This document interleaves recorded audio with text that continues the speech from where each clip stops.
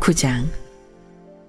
사울이 주의 제자들에 대하여 여전히 위협과 살기가 등등하여 대제사장에게 가서 다메섹 여러 회당에 가져갈 공문을 정하니, 이는 만일 그 도를 따르는 사람을 만나면 남녀를 막론하고 결박하여 예루살렘으로 잡아오려 함이라. 사울이 길을 가다가 다메섹에 가까이 이르더니 호련히 하늘로부터 빛이 그를 둘러 비추는지라. 땅에 엎드러져 들음에 소리가 있어 이르시되, 사울아 사울아, 내가 어찌하여 나를 박해하느냐 하시거늘. 대답하되, 주여 누구시니이까? 이르시되, 나는 내가 박해하는 예수라. 너는 일어나 시내로 들어가라. 내가 행할 것을 내게 이를 자가 있느니라 하시니, 같이 가던 사람들은 소리만 듣고 아무도 보지 못하여 말을 못하고 서 있더라. 사울이 땅에서 일어나 눈을 떴으나 아무것도 보지 못하고 사람의 손에 끌려 다메섹으로 들어가서 사흘 동안 보지 못하고 먹지도 마시지도 아니하니라. 그때 다메섹에 아나니라 하는 제자가 있더니 주께서 환상 중에 불러 이르시되, 아나니아야 하시거늘 대답하되, 주여 내가 여기 있나이다 하니, 주께서 이르시되, 일어나 집가라 하는 거리로 가서 유다의 집에서 다소 사람 사울이라는 사람을 찾으라. 그가 기도하는 중이니라. 그가 아나니아라는 사람이 들어와서 자기에게 안수하여 다시 보게 하는 것을 보았느니라 하시거늘.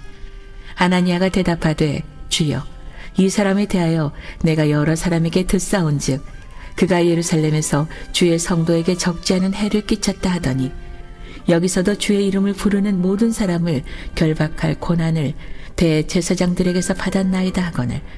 주께서 이르시되, 가라. 이 사람은 내 이름을 이방인과 임금들과 이스라엘 자손들에게 전하기 위하여 택한 나의 그릇이라. 그가 내 이름을 위하여 얼마나 고난을 받아야 할 것을 내가 그에게 보이리라 하시니, 아나니아가 떠나 그 집에 들어가서 그에게 안수하여 이르되, 형제 사울아, 주 곧 네가 오는 길에서 나타나셨던 예수께서 나를 보내어 너로 다시 보게 하시고 성령으로 충만하게 하신다 하니, 즉시 사울의 눈에서 비늘 같은 것이 벗어져 다시 보게 된지라. 일어나 세례를 받고 음식을 먹음에 강건하여지니라. 사울이 다메섹에 있는 제자들과 함께 며칠 있을새 즉시로 각 회당에서 예수가 하나님의 아들이심을 전파하니, 듣는 사람이 다 놀라 말하되, 이 사람이 예루살렘에서 이 이름을 부르는 사람을 멸하려던 자가 아니냐. 여기 온 것도 그들을 결박하여 대제사장들에게 끌어가고자 함이 아니냐 하더라. 사울은 힘을 더 얻어 예수를 그리스도라 증언하여 다메섹에 사는 유대인들을 당혹하게 하니라. 여러 날이 지남에 유대인들이 사울 죽이기를 공모하더니 그 계교가 사울에게 알려지니라. 그들이 그를 죽이려고 밤낮으로 성문까지 지키거늘 그의 제자들이 밤에 사울을 광주리에 담아 성벽에서 달아내리니라. 사울이 예루살렘에 가서 제자들을 사귀고자 하나 다 두려워하여 그가 제자됨을 믿지 아니하니, 바나바가 데리고 사도들에게 가서 그가 길에서 어떻게 주를 보았는지와 주께서 그에게 말씀하신 일과 다메섹에서 그가 어떻게 예수의 이름으로 담대히 말하였는지를 전하니라. 사울이 제자들과 함께 있어 예루살렘에 출입하며 또 주 예수의 이름으로 담대히 말하고 헬라파 유대인들과 함께 말하며 변론하니, 그 사람들이 죽이려고 힘쓰거늘 형제들이 알고 가이사랴로 데리고 내려가서 다소로 보내니라. 그리하여 온 유대와 갈릴리와 사마리아 교회가 평안하여 든든히 서가고 주를 경외함과 성령의 위로로 진행하여 수가 더 많아지니라. 그때 베드로가 사방으로 두루 다니다가 룻다에 사는 성도들에게로 내려갔더니 거기서 애니아라 하는 사람을 만나매 그는 중풍병으로 침상 위에 누운 지 8해라. 베드로가 이르되, 애니아야, 예수 그리스도께서 너를 낫게 하시니 일어나 내 자리를 정돈하라 한데 곧 일어나니, 룻다와 사론에 사는 사람들이 다 그를 보고 주께로 돌아오니라. 요바에 다비다라 하는 여제자가 있으니 그 이름을 번역하면 도르가라. 선행과 구제하는 일이 심히 많더니 그때 병들어 죽음에 시체를 씻어 다락에 놓이니라.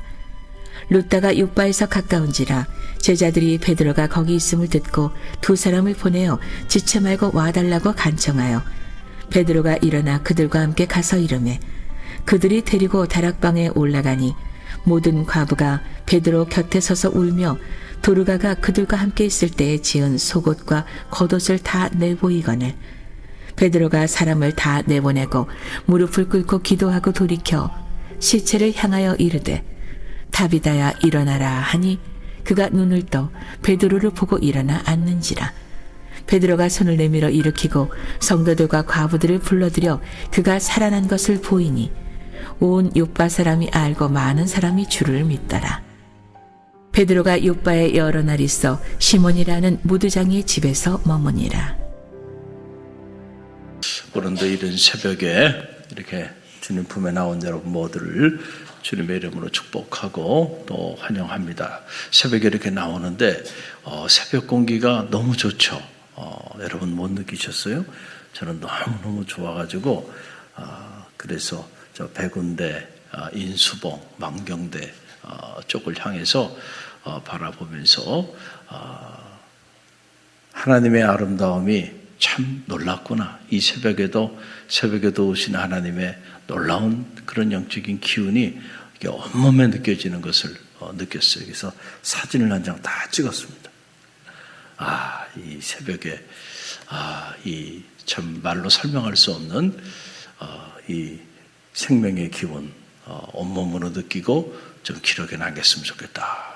이런 마음을 가졌는데 아마도 1년 중에 가장 좋은 계절이 아닌가 싶어요. 조금 지나면 또 너무 더워서 여러분들이 덥다고 또 난리를 칠 거예요.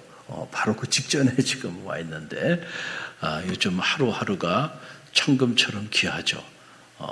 오늘 이 축복의 한 날도 이 천금처럼 귀한 한 날, 하나님의 은혜와 축복, 또 하나님 주시는 기쁨과 행복을 마음껏 누리고요.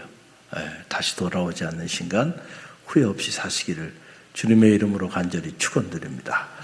오늘 이 사도행전 9장 말씀이에요.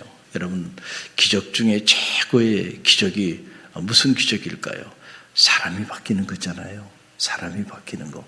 사람이 바뀌는 것만큼 놀라운 기적이 없어요. 우리가 병자가 치유가 될 수도 있고요. 안진뱅이도 일어나고 눈먼 자도 뜨게 되고 죽은 자도 살아날 수 있지만은 그것보다 더 힘든 일이 뭐냐면 사람이 바뀌는 거예요. 여러분, 이게 그만큼 쉽지 않다는 거예요. 그래서 세상 사람들은 흔히들 그런 말 하잖아요. 사람은 절대로 고쳐 쓰는 게 아니다. 이게 무슨 말이에요? 안 고쳐진다는 얘기 그럼요. 그 사람의 본성, 그 사람의 기질, 그 사람의 그 삶의 본질은 안 바뀌어. 그러니까 그 사람 고쳐서 사용할 생각하지 말고 아예 아닌 건 아닌 거야. 이런 얘기예요. 무서운 얘기죠. 그러나 여러분, 기독교 경전은 우리에게 분명하게 얘기합니다. 그리고 기독교 2000년의 역사는 우리에게 선명하게 얘기해 주고 있습니다. 얼마나 많은 사람들이 뒤집어지고 얼마나 많은 사람들이 변화됐는지. 할렐루야. 그렇죠? 오늘 그 변화된 그 사람의 이야기예요. 바로 사울이라고 하는 인물이죠.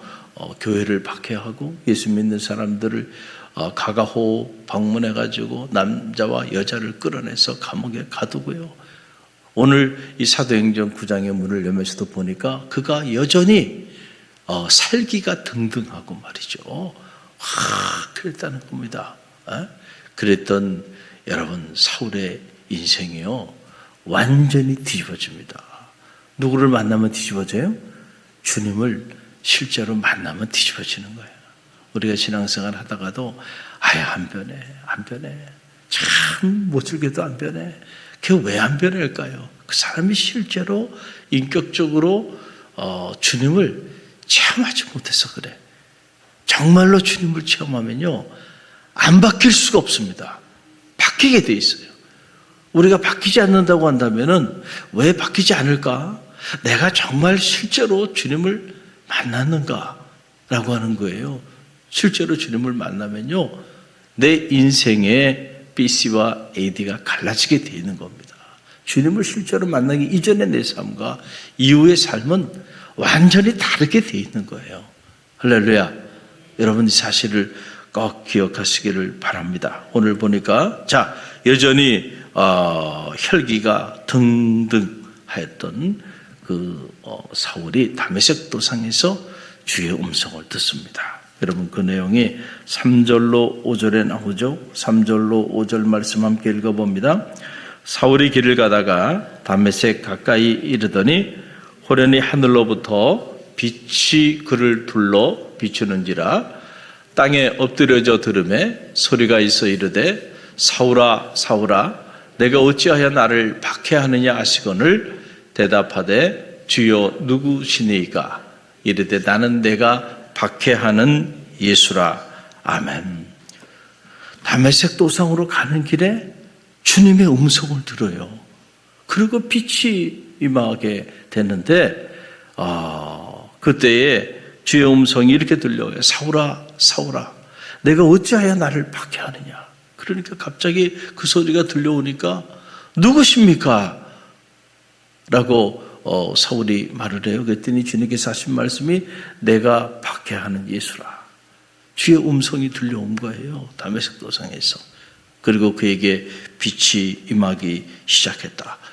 그 순간에 그가 앞을 보지 못하게 되는데 사흘 동안 앞을 보지도 못하고 먹지도 못하고 이 체험 이후에 그런 상황에 처해지게 돼요. 그때 다메섹에 주의 제자 중에 아나니아라고 하는 사람이 있는데 그 아나니아라는 사람을 통해서 주님께서 사울의 눈을 뜨게 하고 사울에게 안수해서 그가 성령 충만한 하나님의 사람이 되게 만들라는 거예요. 그래서 아나니아가 이제 그를 찾아가서 사울의 눈을 뜨게 합니다. 여러분, 그 내용이 17절로 19절에 보면 나오죠. 17절로 19절 우리 함께 읽어봅니다. 아나니아가 떠나 그 집에 들어가서 그에게 안수하여 이르되 형제 사울아 주 곧 내가 오는 길에서 나타나셨던 예수께서 나를 보내어 너로 다시 보게 하시고 성령으로 충만하게 하신다 하니 즉시 사울의 눈에서 비늘 같은 것이 벗어져 다시 보게 된지라 일어나 세례를 받고 음식을 먹으며 강건하여지니라. 사울이 다메섹에 있는 제자들과 함께 며칠 있을세. 아멘. 할렐루야. 놀라운 일이 일어나게 된 거예요. 이 아나니아가 가서 주님의 말씀을 전합니다. 다메섹 도상에서 내가 만난 예수가 나로 하여금 너에게 가서 안수하고 내 눈을 뜨게 하고 너로 성령 충만하게 하라. 이렇게 말씀하셔서 내가 왔다는 거예요. 그래서 아나니아가 안수함에 사흘 동안 보지 못했던 눈이 뜨여지게 되는 거예요. 그래서 눈에 있었던 비늘이 벗겨지면서 그가 다시 보게 되고 하나님의 영에 충만한 자가 됐어요. 여러분, 성령이 우리 가운데 거하기 시작하면요 우리가 성령의 사람으로 바뀌는 거야. 할렐루야. 그러니 이렇게 받게 했던 사울이 말이죠. 완전히 다른 사람이 되고 말아요. 교회를 받게 했던 그가 이제 교회를 세우는 자가 되고 가는 곳마다 교회를 세웁니다. 그리고 가는 곳마다 복음을 전합니다. 내가 복음을 부끄러워하지 아니하노니 이는 모든 믿는 자들에게 구원을 가져오는 하나님의 능력이 됩니다. 할렐루야. 여러분, 사도 바울이 로마 교회를 향하여 이런 위대한 선언을 합니다. 그래서 바울 자신이 위대한 사람이 아니고 그가 이 위대한 복음을 전하는 자가 되니까 그를 통하여 위대한 역사들이 나타나게 된 거예요. 사람이 이렇게 뒤집어진다니까요. 이렇게 달라져요.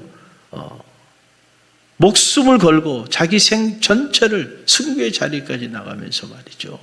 옥에 갇히면 옥중에서도 여러분 복음을 전해 옥중서신을 기록하고 어디 가나 하나님의 교회를 세우는 그런 위대한 하나님의 사람으로요 이렇게 변화됩니다.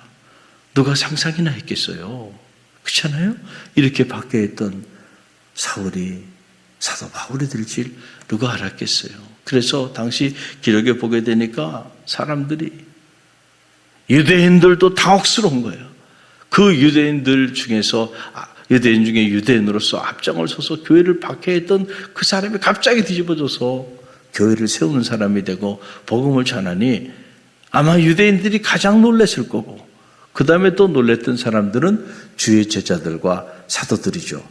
저 사람이 분명히 교회를 핍박하고 스데반을 죽이는데 선봉에 섰고 수많은 성도들을 붙잡아 감옥에 가두었던 사람인데, 저 사람이 복음을 전하고 우리와 같은 형제가 됐다고 그러니까 사람들이 무서웠겠어요? 안 무섭겠어요?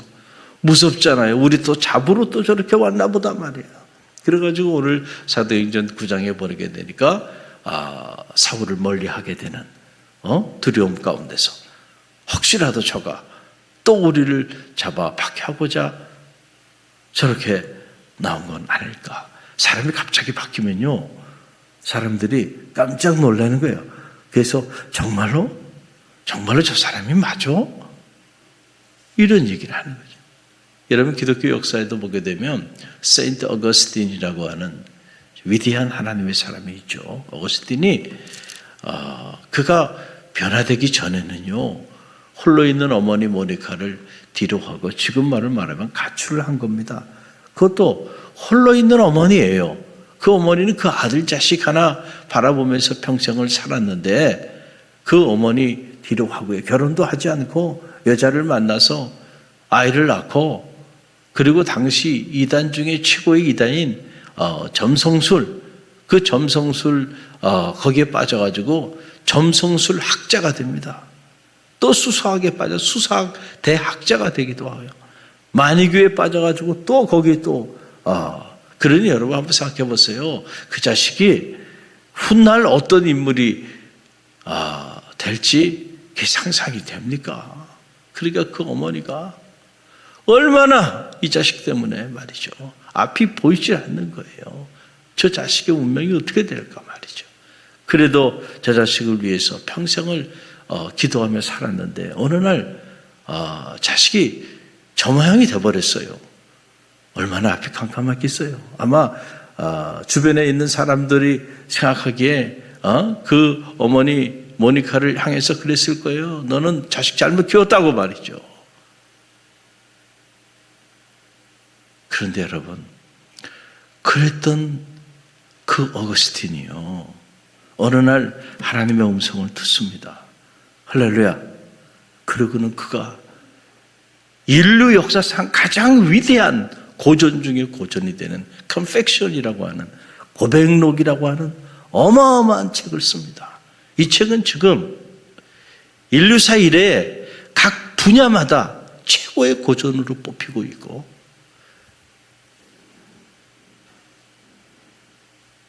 현대를 살아가는 모든 지성인들이 가장 흠모하는 책 중에 하나예요.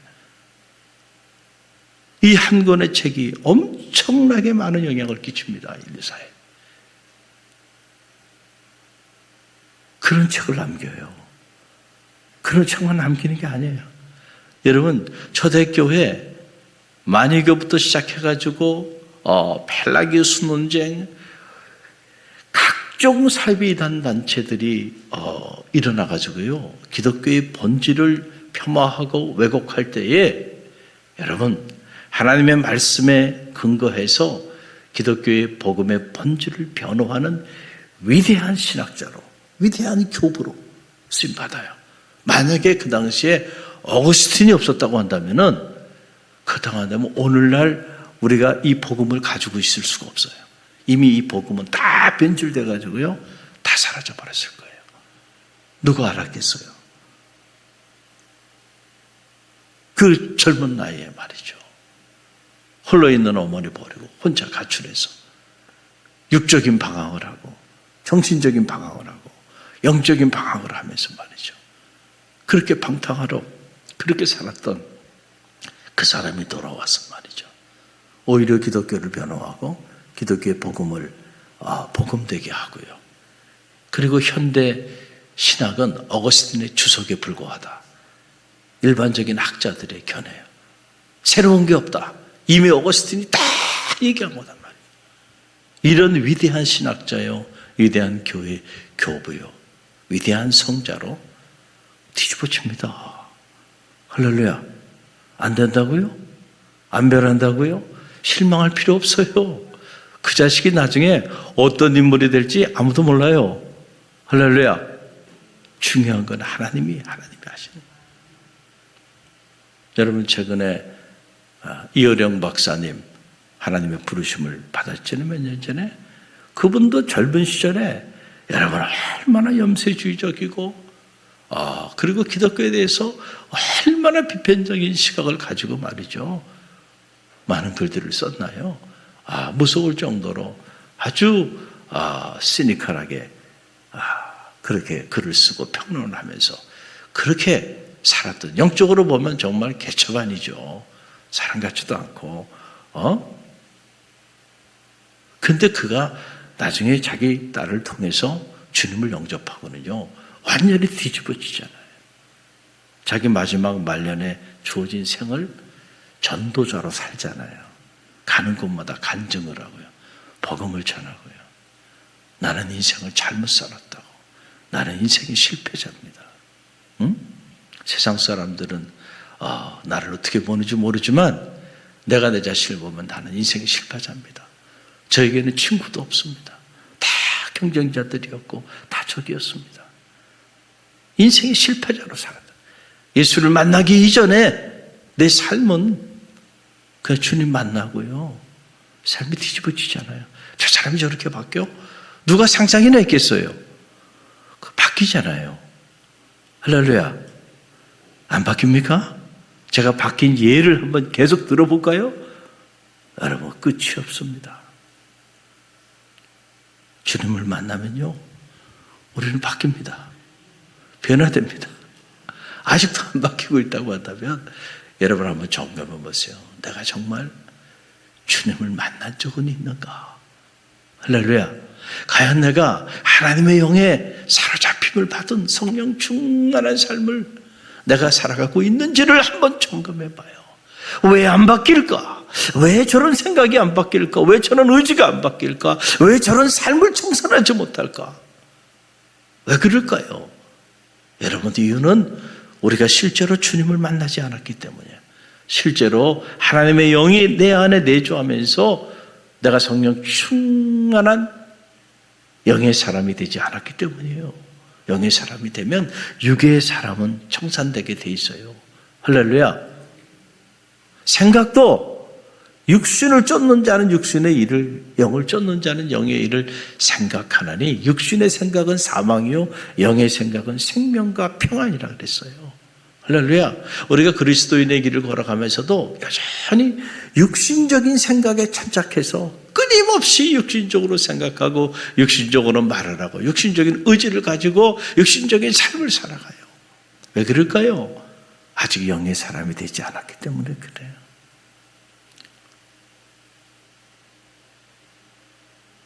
우리가 우리의 죄를 참회하고요, 죄사함을 받으면 성령을 선물로 받게 돼. 그러면 우리는 이제는 육에 속한 자가 아니고 영에 속한 자의 삶을 살게 돼. 그때부터는 다른 걸 보게 되는 거예요. 사도 바울이 사울 동안, 이 사울의 기간을 통해 사도 바울의 인생의 BC와 AD가 갈라진 거 아닙니까? 그 이전에 두 눈을 가지고 봤던 세계하고 그 이후에 두 눈을 가지고 보는 세계, 완전히 다른 세계를 바라보게 된 거예요. 영의 사람이 된 거예요. 할렐루야. 주님께 속한 사람이 된 거예요. 그러니까 여러분, 이런 놀라운 역사를 이루는 주인공이 되잖아요. 오늘 주신 말씀을 우리가 가슴에 새깁니다. 저와 여러분도 사도 바울같이 이렇게 정교하게 쓰임받는 인물들이 되길 바라고요. 여러분의 자녀들, 여러분의 가정과 우리 교회가 여러분 육에 속한 공동체가 아니라 영에 속한 공동체로서 쓰임받게 되길 주님의 이름으로 간절히 축원드립니다.